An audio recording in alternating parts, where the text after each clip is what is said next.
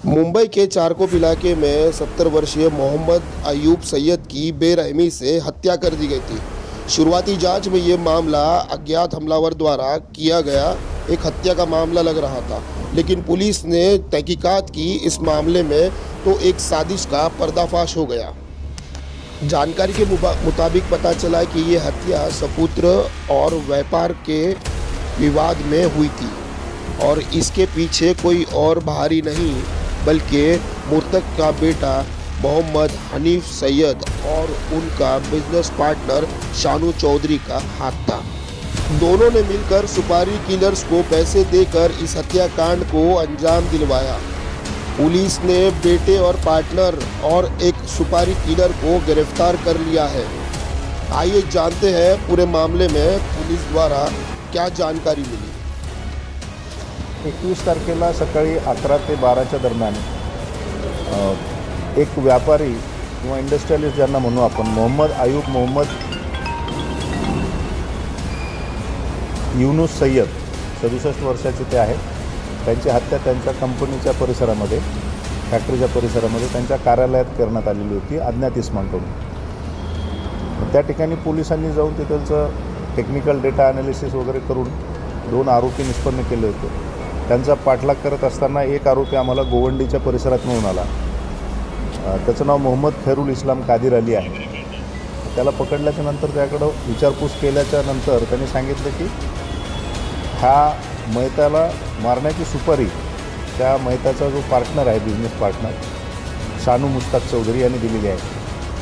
म्हणून मग शानू मुश्ताक चौधरीला अरेस्ट केलं। शानू मुश्ताक चौधरीकडे तपास करत असताना शानू मुश्ताक चौधरीने सांगितलं की यामध्ये त्याचा छोटा मुलगासुद्धा इन्वॉल्ड आहे। तर छोटा मुलगा हमीद आणि शानू मुश्ताक चौधरी असं दोघांनी मिळून 6-6.5 लाख रुपयाची सुपारी ह्या आरोपींना दिली होती। ज्या 2पैकी एकाला आपण अरेस्ट केलेलं आहे।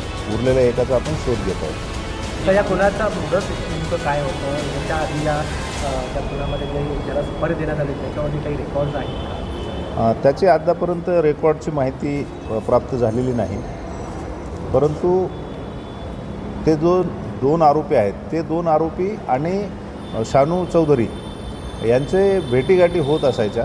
वेगवेगळ्या ठिकाणी ते भेटायचे। म्हणजे त्यांचे आपण काय म्हणतो, ओळखीतले होते ते एकमेकाच्या।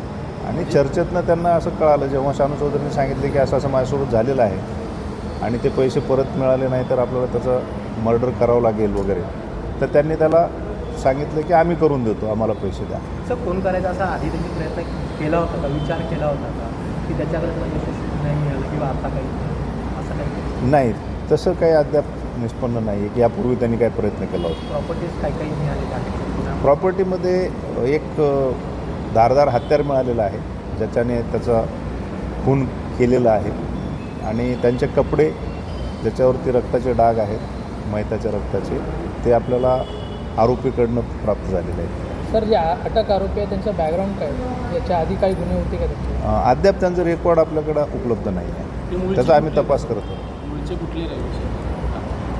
सध्या तरी ते गोवंडीच्या परिसरात राहणारे आहेत। त्यांचं मूळ गाव वगैरे त्याचा आम्ही शोध घेत आहोत। एक आरोपी जो फरार आहे त्याच्याबद्दल आम्ही सगळं ॲनालिसिस करत आहोत।